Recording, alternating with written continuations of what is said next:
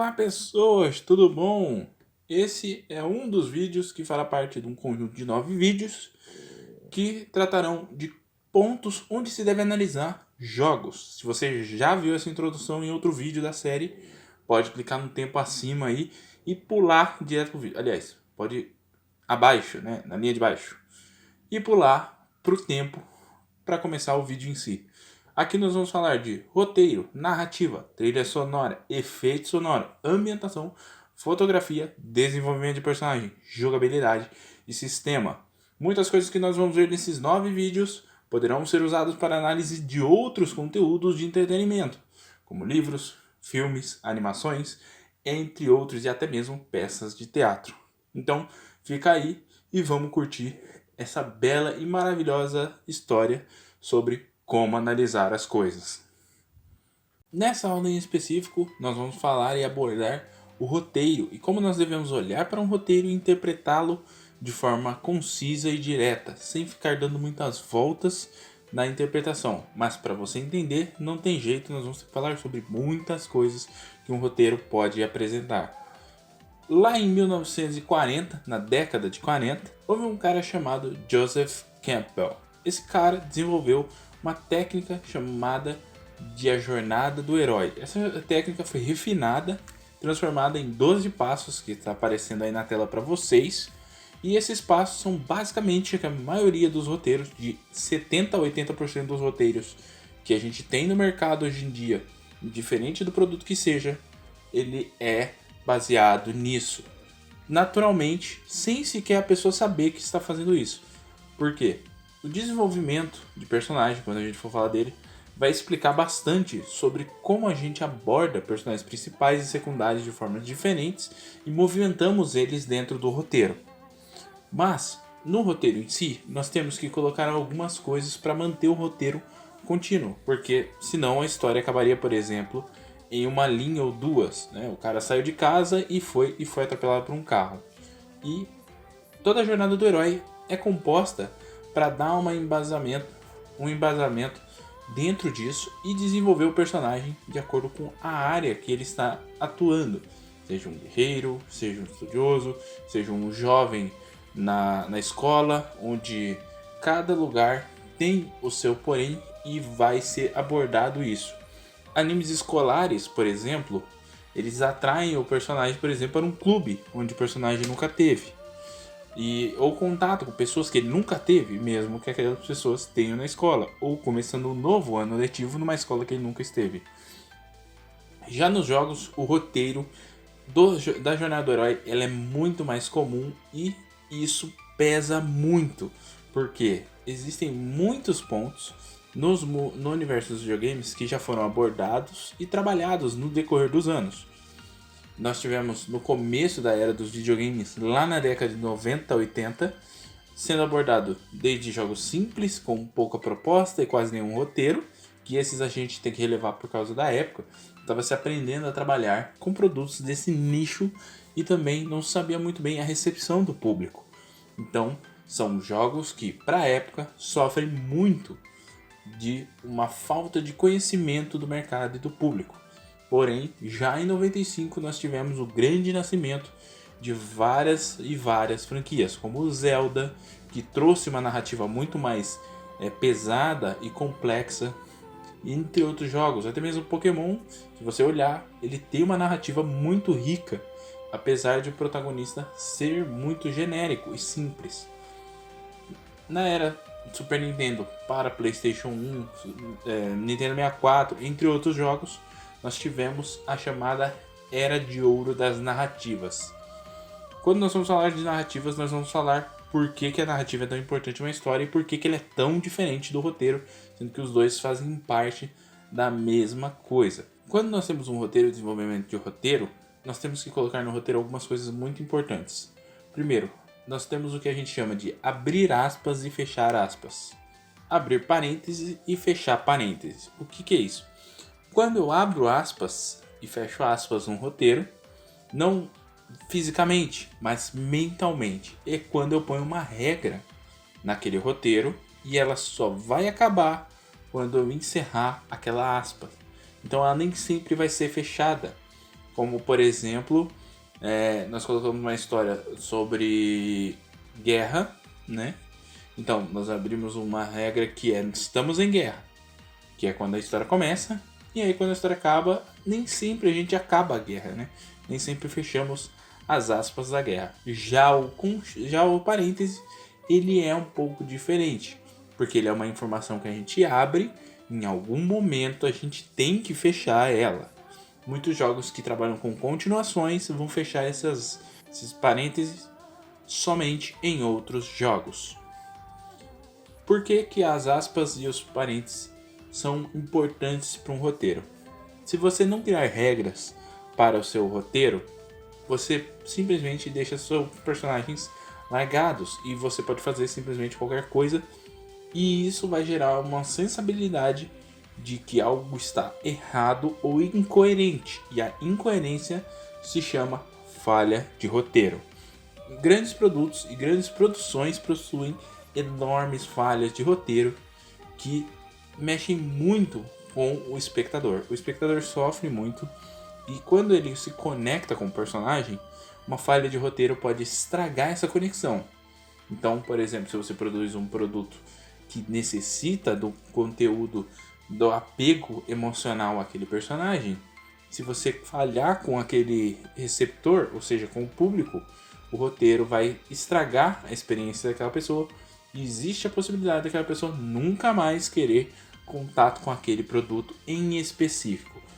O nome disso é falha de roteiro de personalidade.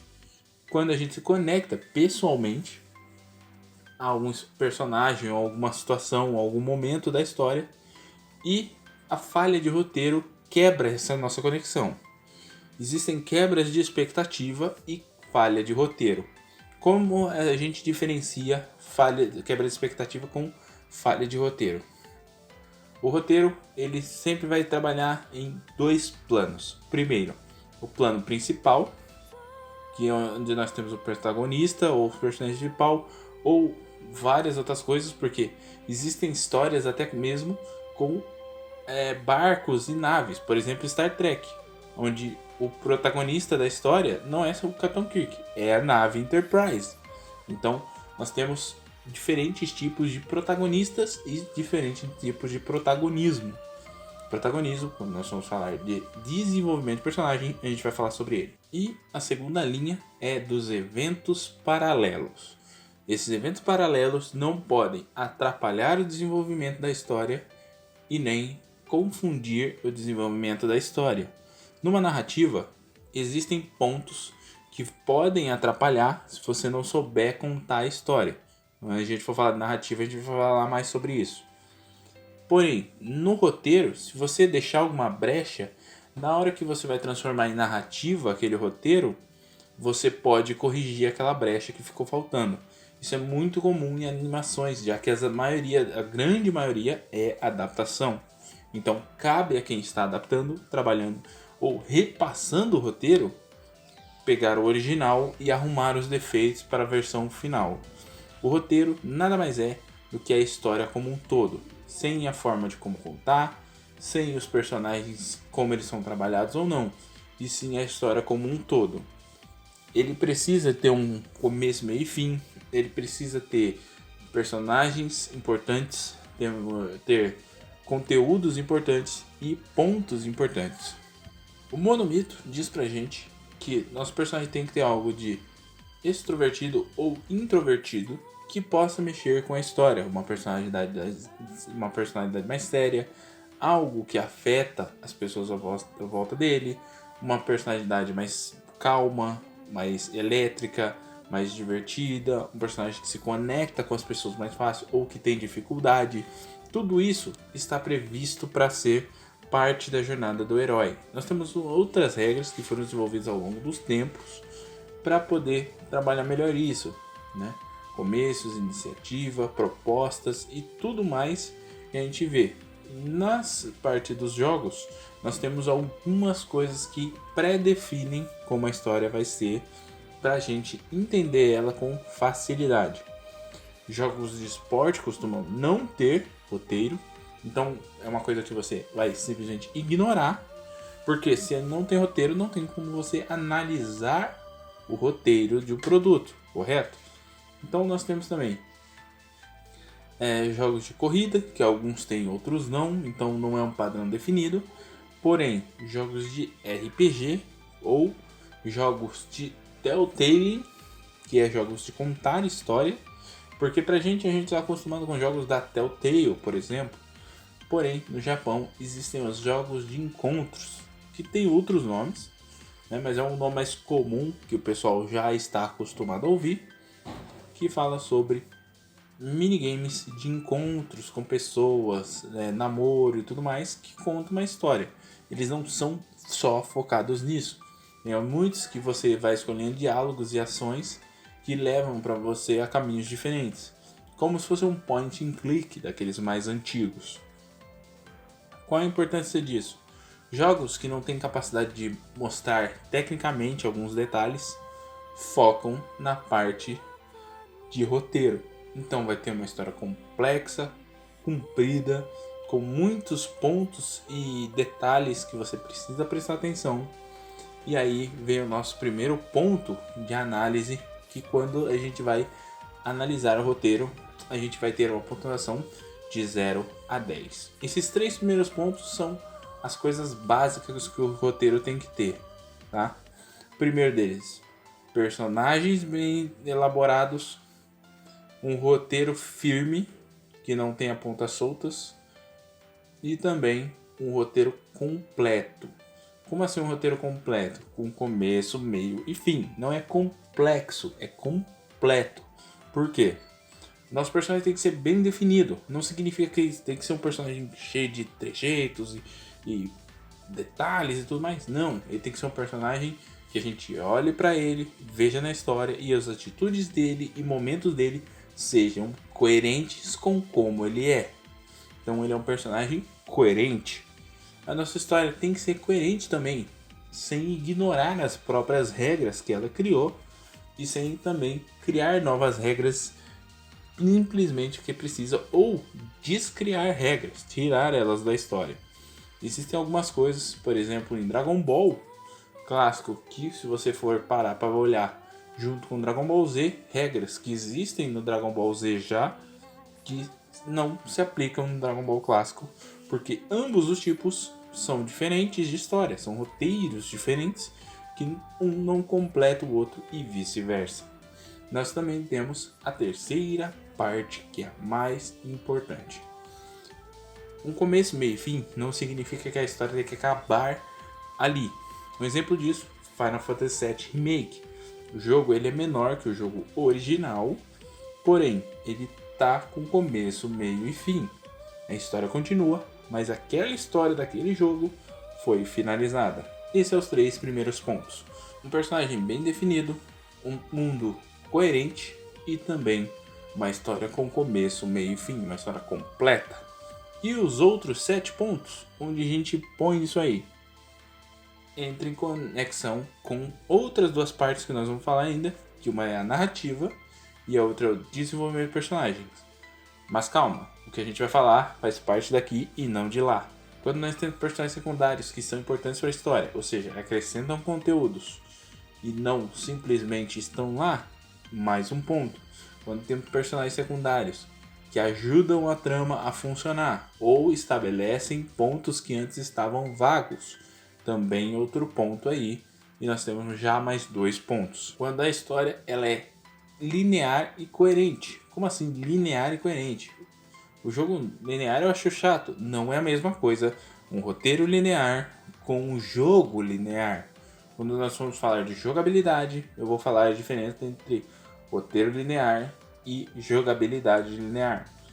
Um roteiro linear, a gente vai ter uma história que ela é objetiva e sem ficar dando voltas. Uma das maiores falhas de roteiro, que é o que faz a maioria dos produtos perderem pontos nessa categoria, é uma história que começa seguindo para a direita e do nada vira para a esquerda. Aquele famoso primeira quest um gatinho, última quest matar o deus da destruição. É a falta de coerência na continuidade narrativa. A história tá lá, a narrativa poderia arrumar isso, mas o roteiro não é a narrativa. Então, se o roteiro cometeu um erro, é trabalho da narrativa dar um jeito de consertar isso. Então, às vezes, na narrativa, nós temos pontos que fazem com que esse ponto que o roteiro perdeu, na narrativa, suba de volta. Além disso, que nós já passamos aí por alguns detalhes, nós também temos que ter uma história que possa ser contada de uma forma adequada. Exemplos de formas adequadas de ser contada uma história.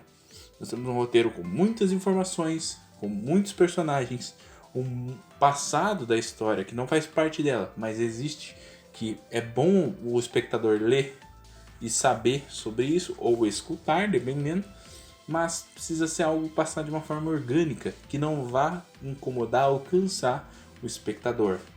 Existem duas formas de fazer isso. Primeiro, com inimigos que contam essa história, com adversários, que tem momentos de diálogos, e picar esses diálogos entre momentos para ir acrescentando informações de uma forma que não pareça forçado ou que está explicando para pessoas tolas, que é um dos problemas de alguns jogos de querer explicar o que não precisa, ou textos. Eu particularmente prefiro da primeira forma, porque eu acho que fica muito mais normal e muito mais simples. Porém, da segunda forma, num universo onde existe um personagem protagonista que ele já conhece aquele mundo, das duas uma, ou você vai ter um personagem que vai ser você na história que não sabe nada, ou a gente vai ter o texto para não perder tempo explicando uma coisa que o personagem sabe, o que geraria uma falha de roteiro. Então entra muito um peso em cima do outro, e aí vai muito da história que você está contando. Por exemplo, o Dark Souls. Dark Souls funciona muito mais a história literária do que a história contada no jogo, já que a maior parte do jogo é contado pelos combates. E se você parar para ficar contando história, tira aquela tensão que o jogo quer gerar. Então, para ele, uma história muito ditada não funciona bem, por causa do tipo de conceito que ele criou. Os outros 3 pontos que estão faltando aí são os pontos da seguinte coisa: criatividade, inovação e intrusão. Tá? Você sabe o que é uma intrusão? Intrusão é quando a gente tem uma coisa no roteiro que ela quebra o ritmo do roteiro para a gente deixar ele mais rápido ou mais lento. Um exemplo disso que eu tive faz pouco tempo, então eu vou usar esse que me vem fresco na memória. Eu estou lendo o mangá de Rent Girlfriend, que eu não lembro o nome nem a pau em português, em japonês, que ele está ganhando anime. Eu achei interessante, fui ler o mangá e muito do roteiro, da história do mangá fica parada e dando volta em círculos. E aí nós temos uma personagem que veio e pá, intrusão, quebrando totalmente aquele ritmo para mudar o ritmo para um ritmo mais dinâmico, veloz e com um desenvolvimento de personagem muito mais rápido e divertido. O nome disso é intrusão, porque normalmente intrusão seria algo como intromissão, só que no roteiro a intrusão ela serve para quebrar o ritmo do roteiro. Então ter intrusão no roteiro é importante quando o roteiro está perdido ou quando o roteiro tem um ritmo muito ruim de se manter, como por exemplo One Piece. One Piece tem um ritmo muito ruim de se manter. Ele tem um ritmo de personagem com humor, juntado com um passado triste, seguindo para um lugar onde eles toda hora estão encontrando pessoas novas que eles não conheciam, pessoas diferentes. Então é um ritmo muito acelerado, que você tem que contar muita coisa em pouco tempo e sem parar. Como o autor fez uma intrusão para dar uma ajeitada nisso, com o intervalo que ele tem lá no meio da história, onde um oponente vem e separa todo mundo. E isso aí é uma intrusão, né? Ele deu um pá, quebra o ritmo aí, vamos dar uma parada aí, vamos dar uma aliviada.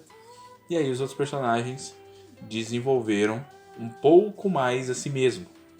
Então o que ele não tinha conseguido desenvolver antes, ele deu uma intrusão para desenvolver ali rapidinho, dando um pulo que assim ele não precisa mostrar necessariamente.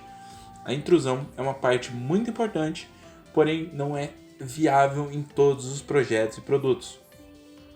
Para mim, o melhor roteiro, tá? O melhor jogo para mim é Metal Gear Solid, o primeiro lá, o do PlayStation, o terceiro no caso, o quarto talvez, eu não lembro qual condição agora.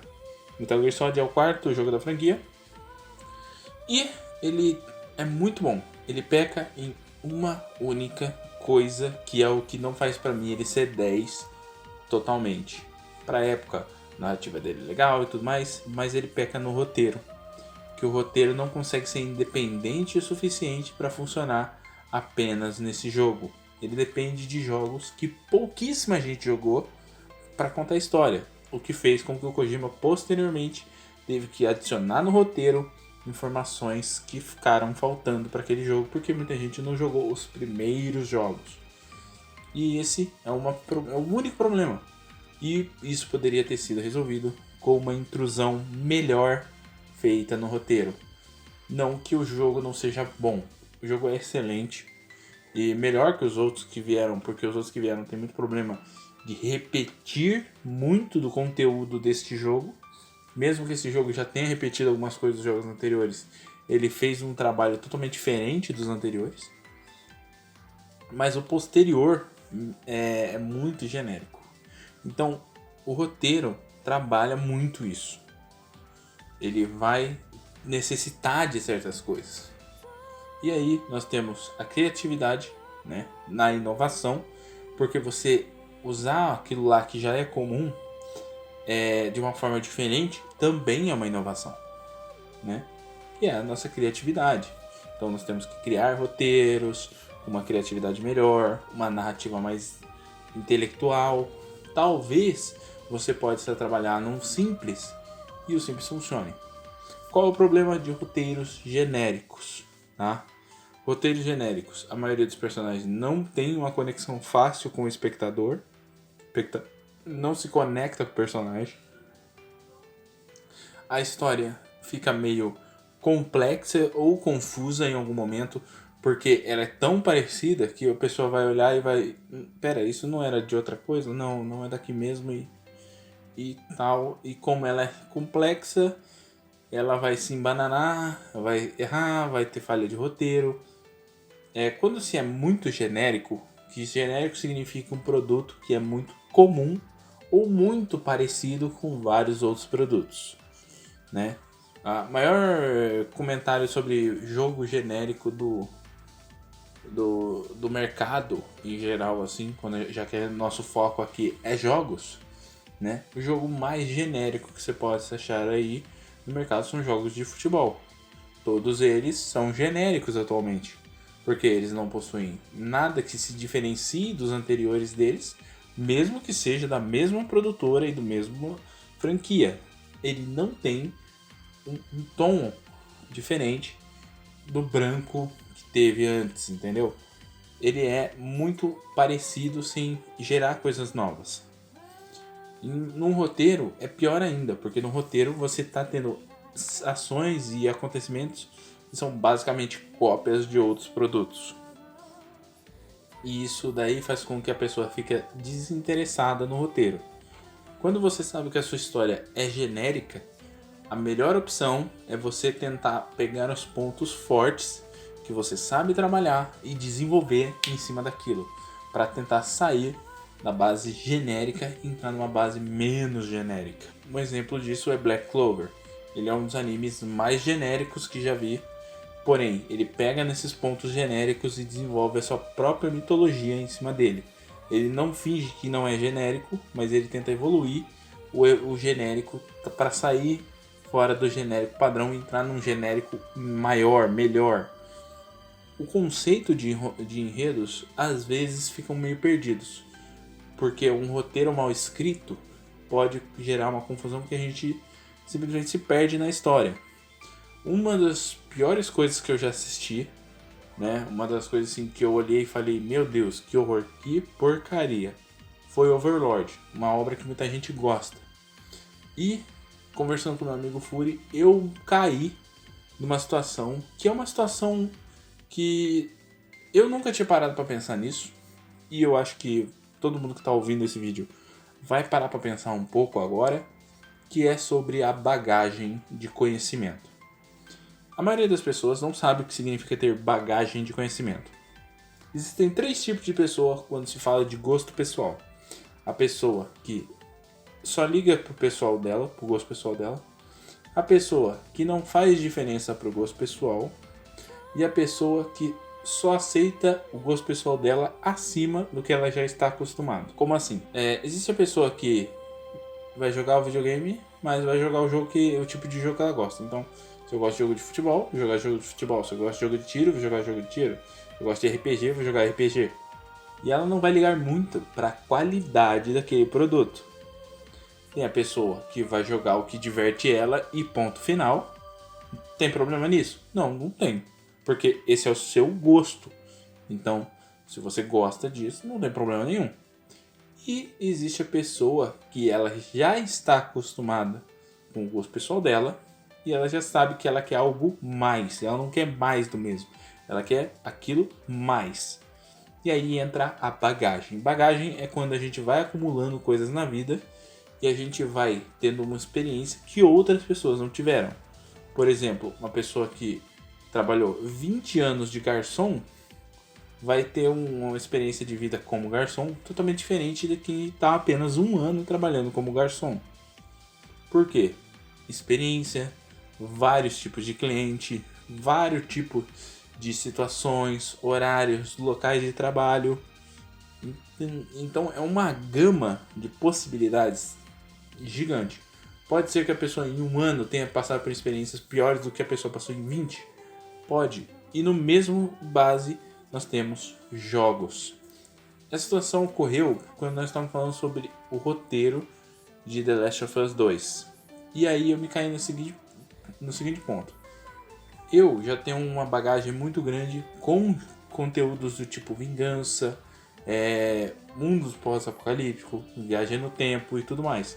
Então eu tenho uma visão sobre como é desenvolvido personagens desse gênero diferente de alguém que jogou alguns jogos ou conheceu alguns filmes ou viu alguns animes que não abordavam lá tanto assim esse tema ou nem eram fiéis ao conceito desse tema.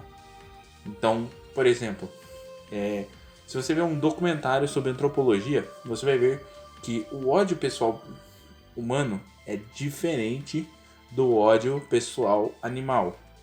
O animal normalmente odeia alguém porque ele sente que ele é um risco para a sua comunidade, para o seu povo.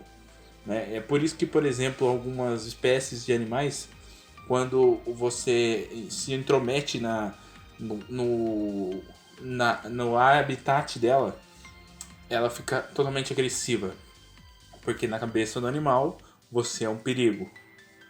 Porém, o humano, quando ele fica com raiva de alguma coisa, ele tende a ficar com raiva, jogar aquela raiva para fora em algum momento e depois seguir em frente.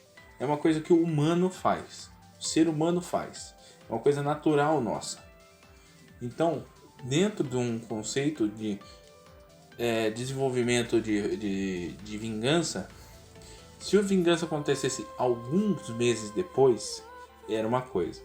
Como era uma vingança que levou muito tempo para acontecer, ela não se encaixa nesse conceito antropológico. E aí, para quem tem esse conhecimento antropológico, fica estranho, fica sem sentido, fica incoerente.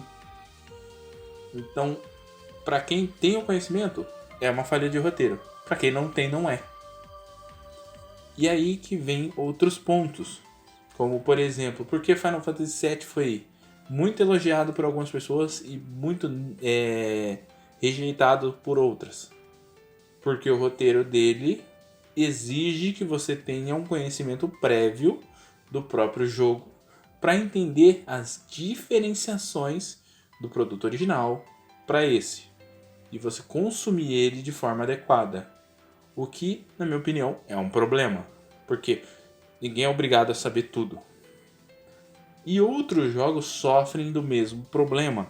De a falta de bagagem da pessoa. Ou trazer ela para aquele produto que, sinceramente, não é tão bom.